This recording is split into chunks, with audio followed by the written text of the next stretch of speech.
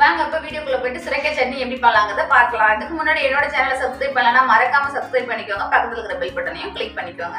First இந்த recipe பண்ணுறதுக்கு அடுப்பில் ஒரு கடாய் வச்சுக்கோங்க. கடாய் நல்லா சூடானதுக்கப்புறம் ஒரு 2 டீஸ்பூன் எண்ணெய் சேர்த்துக்கோங்க. எண்ணெய் நல்லா சூடானதுக்கப்புறம் ஒரு 1/2 டீஸ்பூன் கடலைப்பருப்பு, ஒரு 1/2 டீஸ்பூன் உளுந்து, 1/2 டீஸ்பூன் ஜீரகம், 1/2 டீஸ்பூன் மிளகு சேர்த்துக்கோங்க. இப்போ அடுத்தது கட் பண்ணி வச்சுருக்கிற ஒரு 3 வெங்காயத்தை இது கூட சேர்த்துருங்க. சேர்த்துட்டு நல்லா வதக்கி விட்டுக்கோங்க. அடுத்து ஒரு 6 பல் பூண்டு சேர்த்துக்கோங்க. பூண்டு சேர்த்து நல்லா வதக்கிக்கோங்க. இப்போ அடுத்தது காஞ்ச மிளகாய் சேர்த்துடலாம். காஞ்ச மிளகாய் வந்து ஒரு 8லேருந்து ஒரு 9 வரைக்கும் சேர்த்துக்கோங்க. உங்கள் காரத்துக்கு ஏற்ற மாதிரி கூட்டி குறைச்சி சேர்த்துக்கோங்க. சேர்த்துட்டு நல்லா வதக்கி விட்டுக்கோங்க. இப்போ வெங்காயம் வந்து நல்லா கண்ணாடி பதம் ஆற வரைக்கும் வதக்கி விட்டுக்கோங்க. அடுத்தது இப்போ கட் பண்ணி வச்சுருக்கிற ஒரு தக்காளி இது கூட சேர்த்துருங்க. சேர்த்துட்டு நல்லா வதக்கி விட்டுக்கோங்க.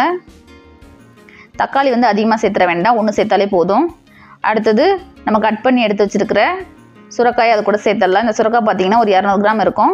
அடுத்தது கொஞ்சமாக கருவேப்பிலை சேர்த்துக்கோங்க. சேர்த்துட்டு அடுப்பை நார்மல் ஃப்ளேமில் வச்சுட்டு நல்லா வதக்கி விட்டுக்கோங்க. கலர் சேஞ்ச் ஆகிற வரைக்கும் நல்லா வதக்கி விட்டுட்டே இருங்க. தேவைன்னா கொஞ்சம் உப்பு சேர்த்து வதக்குங்க. உப்பு சேர்த்து வதக்கும் போது எல்லாமே சீக்கிரத்தில் வதங்கிடும். இப்போ அடுப்பு ஆஃப் பண்ணிவிட்டு ஃபுல்லாக ஆறுனதுக்கப்புறம் ஒரு மிக்ஸி ஜாருக்கு மாற்றிக்கோங்க. மிக்ஸி ஜாருக்கு மாற்றினதுக்கப்புறம் தேவையான அளவுக்கு உப்பு சேர்த்து அரைச்சி எடுத்துக்கோங்க. தண்ணி எதுவும் சேர்த்து அரைக்க வேண்டாம். தக்காளி சேர்த்துருக்கோம், ஆல்ரெடி சுரைக்காயில் தண்ணி இருக்கும், அதனால் தண்ணி எதுவும் சேர்க்காம அரைச்சி எடுத்துக்கோங்க. அரைச்சதை இப்போ ஒரு பவுலில் மாற்றிக்கலாம். கொஞ்சம் அதிகமாக இருந்ததெல்லாம் நான் 2 டைம் போட்டு அரைச்சிருக்கேன். மிக்ஸி ஜாரை லைட்டாக கழுவி ஊற்றிக்கலாம்.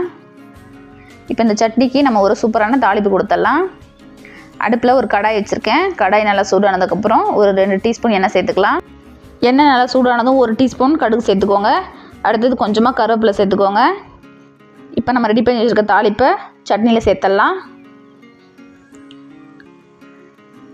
சட்னியில் சேர்த்துட்டு உப்புலாம் சரியாக இருக்கான்னு ஒரு தடவை செக் பண்ணிக்கலாம். இந்த சட்னிக்கு எல்லோரும் எக்ஸ்ட்ரா 4 இட்லி சாப்பிடுவாங்க. அந்தளவுக்கு டேஸ்ட்டாக இருக்கும். கண்டிப்பாக வீட்டில் ஒரு தடவை ட்ரை பண்ணி பாருங்கள். ட்ரை பண்ணி பார்த்துட்டு டேஸ்ட் எப்படின்னு சொல்லிவிட்டு மறக்காமல் கமெண்டில் சொல்லுங்கள். அவ்வளோதாங்க, சூப்பரான சுரைக்காய் சட்னி நமக்கு ரெடி ஆகிடுச்சு. இந்த ரெசிபி வீடியோ உங்களுக்கு பிடிச்சிருந்துச்சுன்னா மறக்காமல் லைக் பண்ணுங்கள். உங்கள் ஃப்ரெண்ட்ஸ் அண்ட் ஃபேமிலிக்கும் நிறைய ஷேர் பண்ணுங்கள். இதுக்கு முன்னாடி போட்டோ வீடியோ எல்லாமே கீழே ப்ளேலிஸ்ட்டில் இருக்குது, வேணும்னா மறக்காமல் செக் பண்ணி பாருங்கள். மீண்டும் அடுத்து ஒரு இன்ட்ரெஸ்டிங்கான ரெசிபியில் சந்திக்கலாம். தேங்க்யூ, பாய்.